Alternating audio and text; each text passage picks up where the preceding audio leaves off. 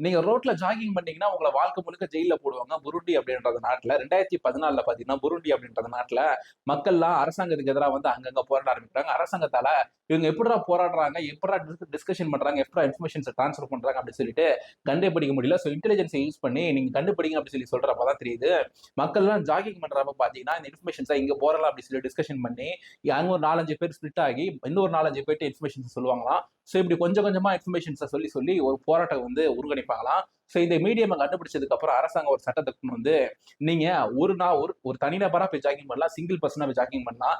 நீங்க கப்பிள்ஸா போய் ஜாகிங் பண்ணா கூட, போலீஸ் வந்து நீங்க எதுக்காக ஜாகிங் பண்றீங்க கேள்வி கேட்பாங்களாம். நீங்க உங்க நோக்கம் என்னன்னு கண்டுபிடிச்சு, அதுக்கப்புறம் தான் உங்களுக்கு பர்மிஷனே குடுப்பாங்களாம். ஸோ நீங்க சிங்கிளா ஜாகிங் பண்ணலாம். ஆனா 2 பேரா, 3 பேரா வந்து ஜாகிங் பண்ணக்கூடாது. 2 பேரா, 3 பேரா சேர்ந்து நடக்க கூட கூடாது. 2014ல 21 பேர் எதிர்க்கட்சியை சேர்ந்த ஒரு 21 பேரு இந்த மாரி ஜாக்கிங் பண்ணியிருக்காங்க. எதுக்கு அப்படி சொல்லி கண்டுபிடிச்சதுக்கு அப்புறம் எதிர்க்கட்சியை சேர்ந்தவங்க தெரிஞ்சதுக்கு அப்புறம் அவங்கள பிடிச்சு லைஃப் டைம் வாழ்க்கை முழுக்க ஜெயில்ல போட்டுருக்காங்க.